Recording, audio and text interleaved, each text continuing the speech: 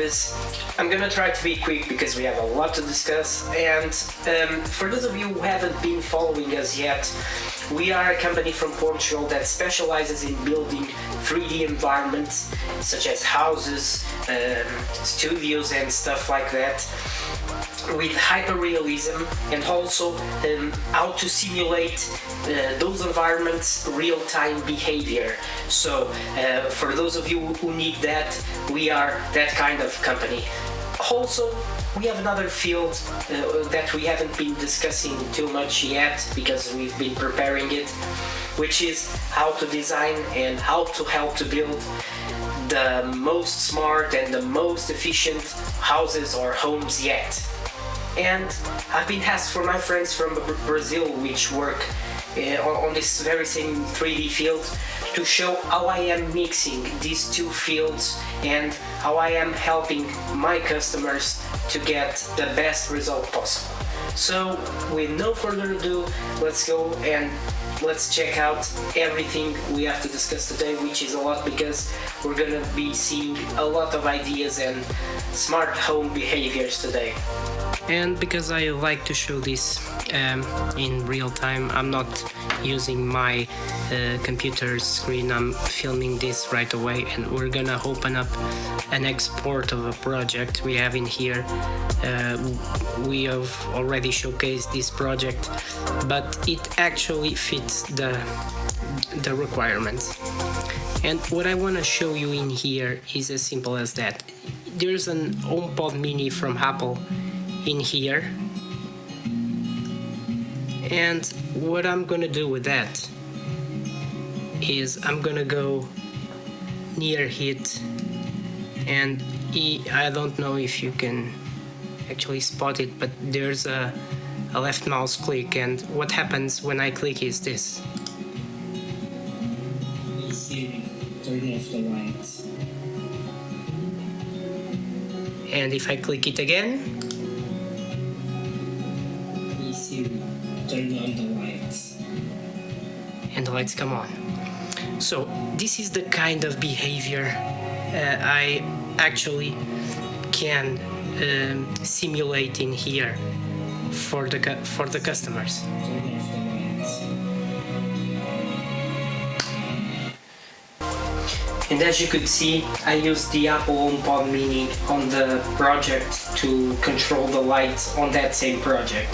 And that's exactly what I could do in here, such as, "Hey Siri, turn on office lights." And as you can see, the office lights come on. Also, "Hey Siri, turn off the lights in the office." And of course the lights go off. Movie time.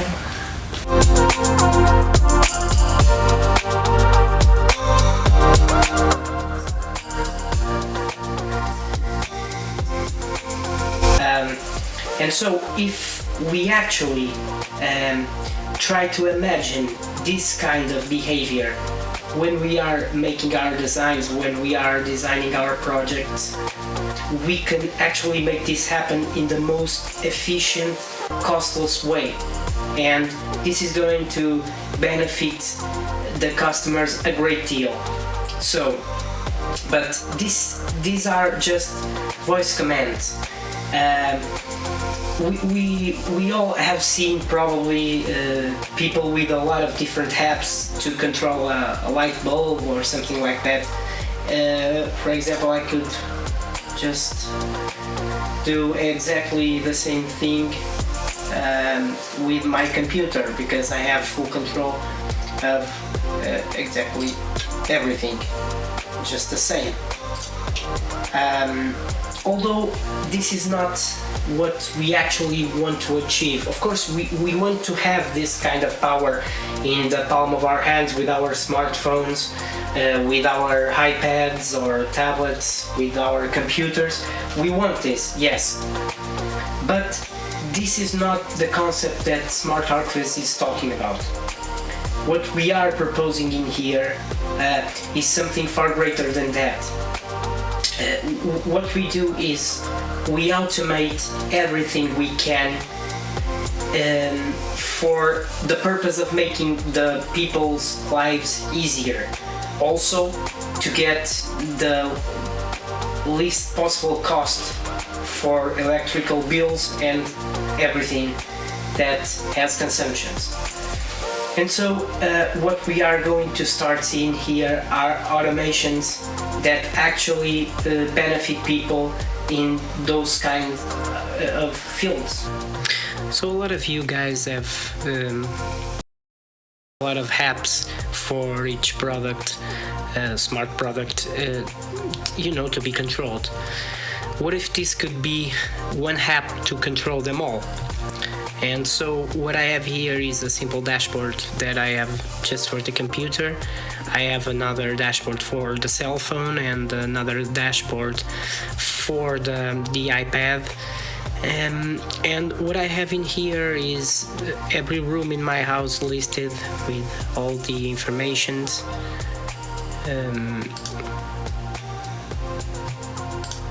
So I could see other stuff. And I also have a real-time energy monitor. So I have in here exactly all the information. So exactly what I have consumed on each day, week, month, even here. And so which device actually did that. I also have kind of a simple wall mount which shows the blueprint of the house, and everything is clickable. So we are in this this division, and when I click in here, look at the lights down there, and it shows you in real time which lights are actually on.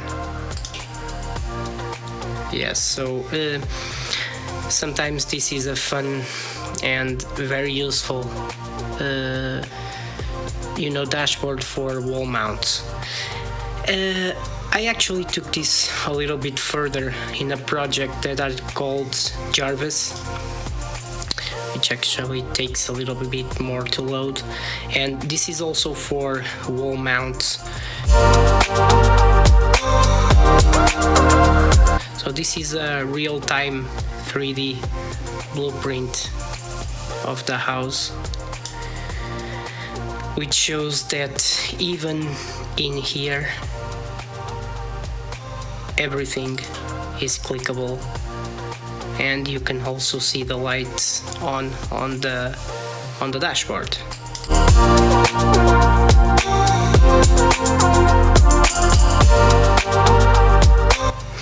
Same is true for every other object on the house that is a smart device.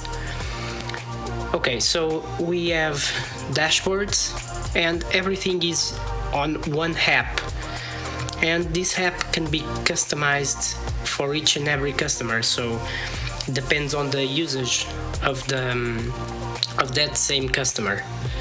So yeah, this is very, very, very interesting and very helpful.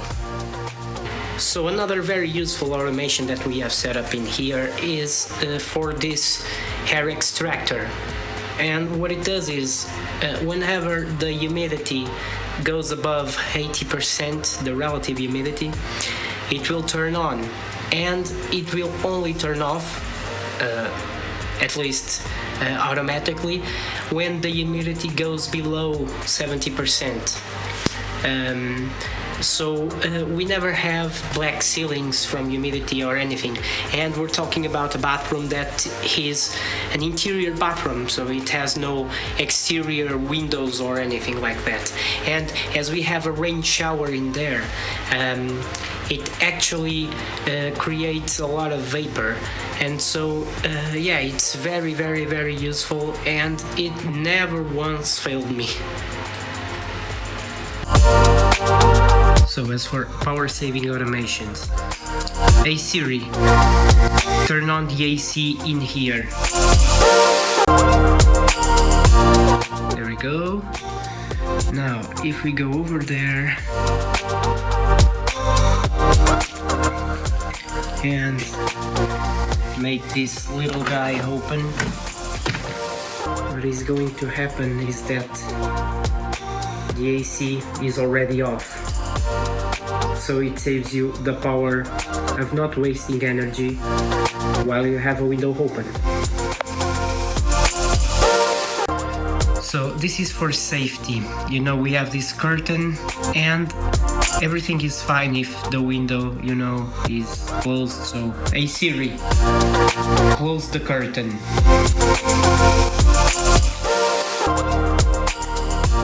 And of course the curtain goes all the way.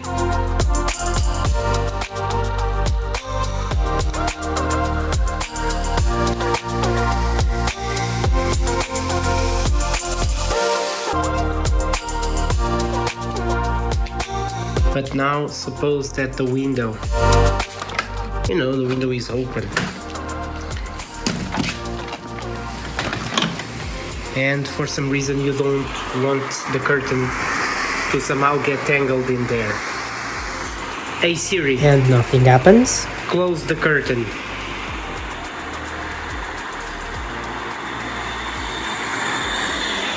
Hey Siri. Close the curtain.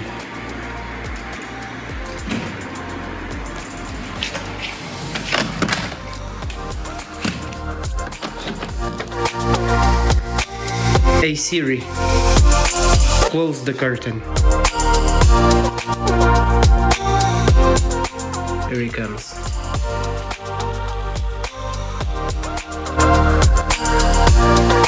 And if you only want a simple wall mount like this, you could also use Apple HomeKit, because with this system you can export whatever device you have to Apple HomeKit and you can have it up your wall. Also, I wanted to mention that for me it was absolutely imperative to have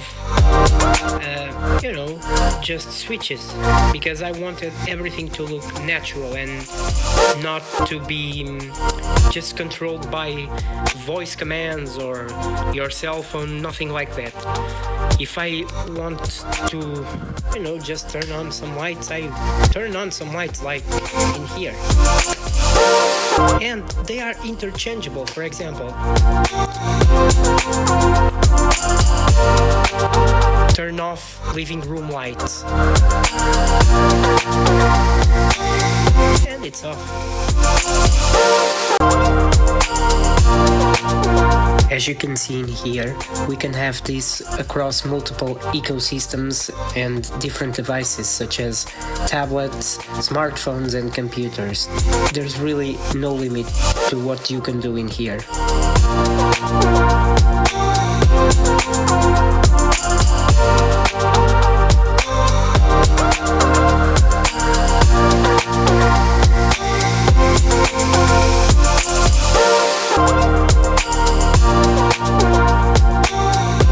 I always used to forget to check my mailbox. Never again. We get notifications when someone opens the mailbox, and if we're not home, the next time we arrive, it will remember us to check the mailbox.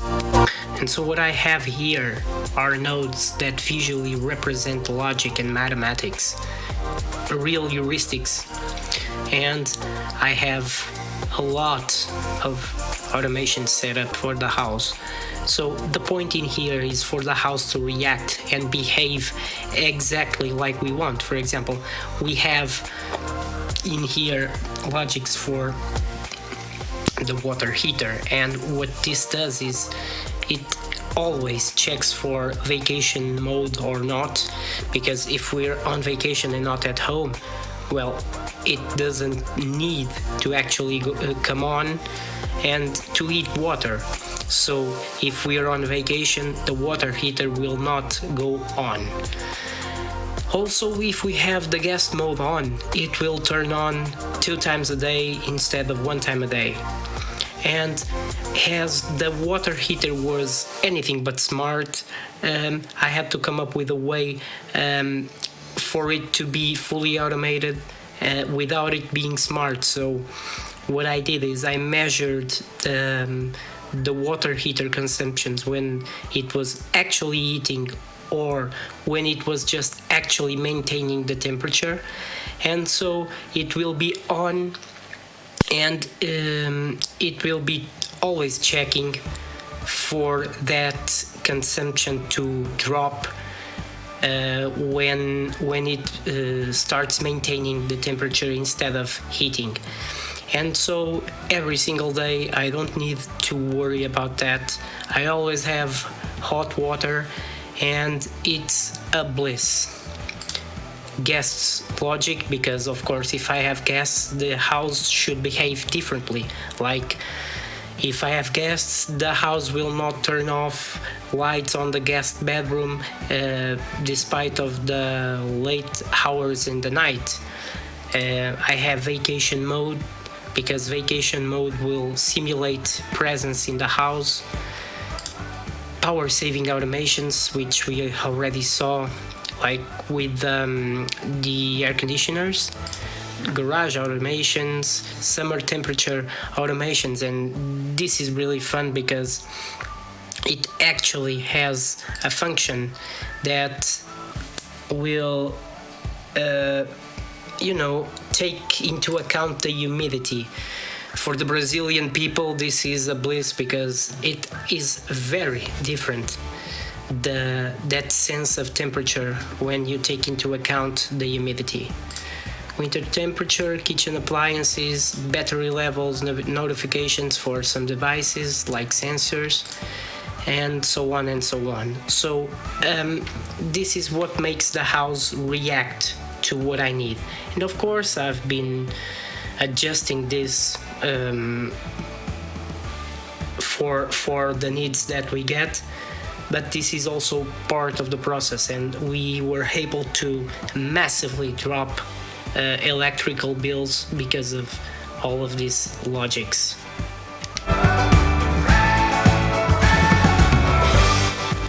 So what we're seeing here is an example of my own mobile dashboard. This is the one I use each and every day, and it was built specifically to my needs. And this is the power that we can put in people's hands, which is to give them that kind of personalization that they really need, to be on their everyday demand. And this is just a simple example of what you can do.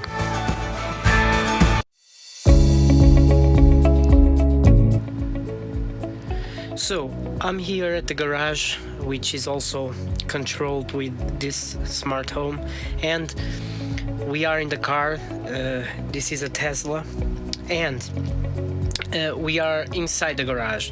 So what happens is, yes, we can control the door remotely, everything, but there's this issue, which is, as I have photo cells for the door to lock, if for some reason I forget that, because this is a very, very, very tight and small garage, sometimes it takes longer to park the Tesla or just to get it out because of the traffic on the street. And so sometimes the 40-second wait or delay for the door to close is not enough. So what I did is I actually created a dashboard for the Tesla, a very simple one, which just has the camera on the garage, the garage door, the garage light, and the entrance door. So I'm gonna push this button to hit the light, and as you saw, the lights were on, and now the button is actually lit. I also have the alarm for if for some reason the alarm doesn't go off when I arrive home, which it always does. It never actually missed going off. And by going off, I mean disarming, not just starting to scream, nothing like that. I have a button for the entrance door, because it's very easy to just open the internet store from here. And I have the Tesla garage sequence. And what this sequence does is, well, if I open the garage door normally and if I press the button again, the door will be stuck on whatever position it actually is. So what this garage sequence does is it waits for 17 seconds, and after 17 seconds it hits the button again, and so the door is really almost fully open, but it will be stuck for the Tesla to go out. And so I'm gonna push the sequence. Also, if the lights were off, it would turn on when it's night. And so this is very useful. I'm gonna go ahead and just open the entrance door. And yeah, this is it. This is another useful way of automating your house. Another amazing automation triggered by the Tesla is on weekdays when we're coming home from work. It waits for the time of arrival home of the Tesla, it checks for the season of the year, and when it's 5 minutes away and a certain radius away, it will turn on the living room AC. So when we get home, the house will be at the desired temperature. Whether it is summer or winter, the house will react accordingly and adjust the temperature. So one of the questions that we get a lot is about the security of the system.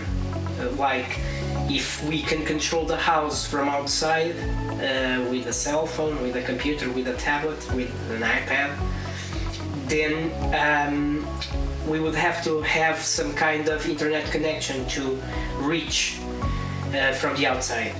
That is true. We do have internet connection from the outside getting inside, but this connection is end-to-end encrypted. Also, we have two-factor authentication, and the system generates a token every 20 minutes that is needed for someone to access. So it would be very difficult to hack.